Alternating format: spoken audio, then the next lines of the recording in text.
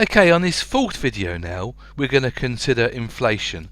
So we're looking at inflation and prices, overall prices, average prices in the economy. And inflation refers to the annual increase in prices, and it's an average over the economy. So we think first of all about inflation. So the rate of inflation is the annual increase in prices, and inflation is measured by the Office for National Statistics. Now, there's two ways or two measures of measuring inflation. It's usually measured through the Consumer Price Index or the CPI. The alternative measure is through the Retail Price Index or the RPI, and it's based on something known as the basket of goods. If we think about the CPI and the RPI, so the basket of goods actually reflects on what we spend our money on.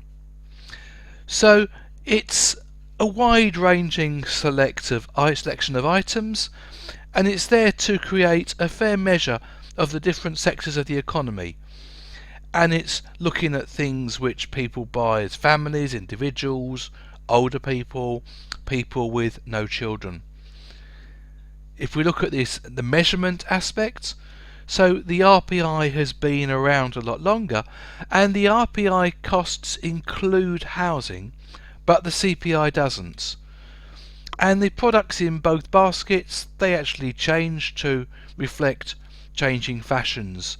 So for example, you have different things go in and go out each new year. So technology is in, blueberries, white rum, but going out is things like round lettuce, basin taps, soft contact lenses.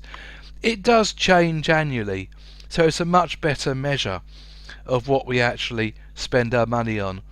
And I've got the link down here to more details, and if you click on that on the slides, you could actually find full details of what's actually in the basket.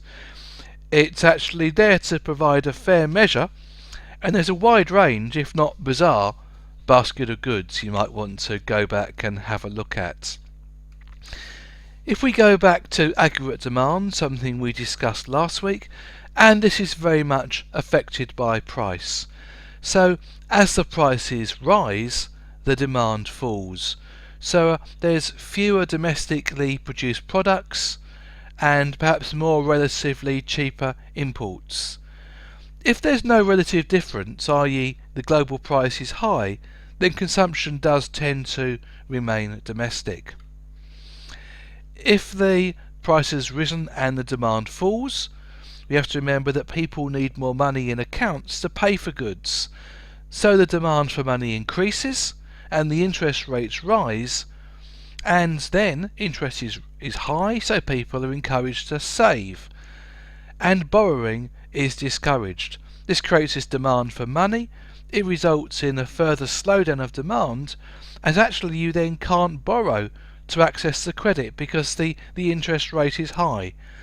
So firms selling large items actually see a big impact in things like the car industry. And the value of savings falls, encouraging higher levels of savings to compensate.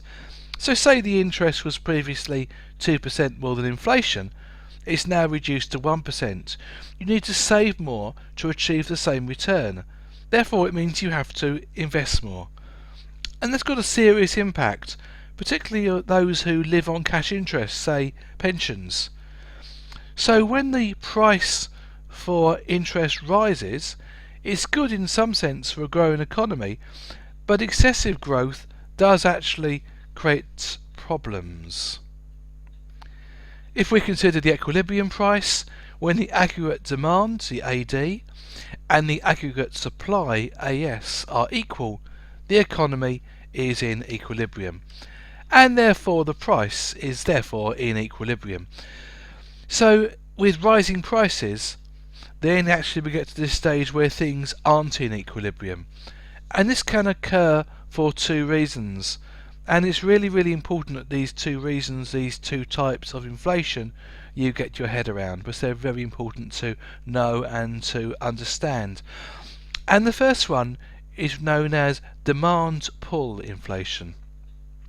So when the aggregate demand shifts to the right, what actually happens is output increases and employment increases because there's a greater demand for goods and services, and this results in people having more money and therefore price increases.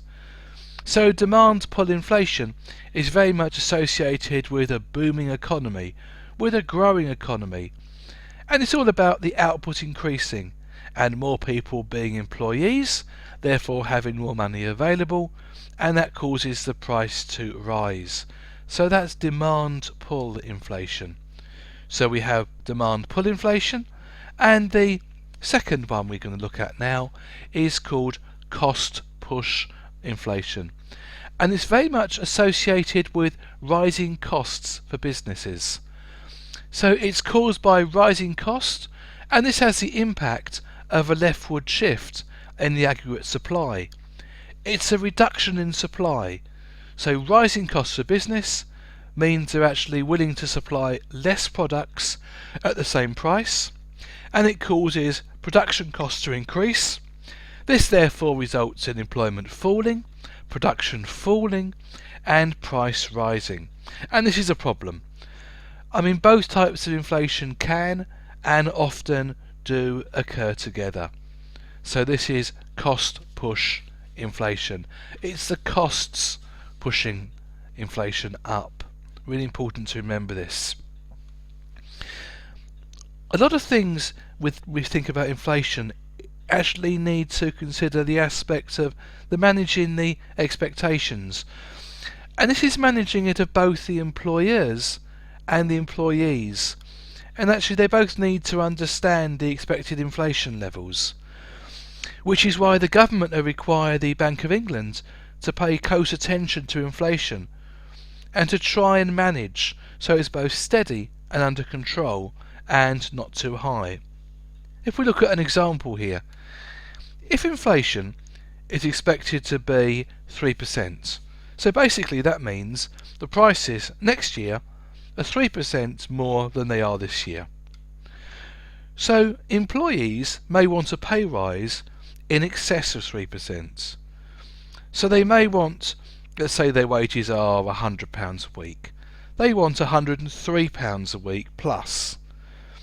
So they want extra than this £3 to be in that same position. They need £3 to be in the same position, 3%, but they actually want more. Now, the employers want to give a pay rise of less than 3%, because to them their costs are rising by 3%. So they want to reduce their costs to give them a higher profit margin. And they can actually be canny and try and get away with a smaller wage rate to save money. But the employers want to raise the prices by more than 3%. So 3% to cover the additional costs, but they want more. So it means more money even after the inflation. So it's really important to know what it actually wants to be, where we plan to be, so we can actually see how much things are going to be passed on. The thing is, we don't want to plan for inflation to be 3% if it actually turns out to be 3%. If it actually turns out to be 5%. We don't want to plan for it to be 3% if it turns out to be 5%. So we need, for our planning purposes, for it to be steady, for it to be under control, so we can actually plan. So the government requires the Bank of England to plan and deliver inflation at under 2%. And if they fail, they have to write an open letter to the Chancellor, explain why, and to do better next time. They really have to plan and manage expectations. And we'll be talking more about this in the video. And more in the session. The next video I was going to say we're going to be looking at unemployment.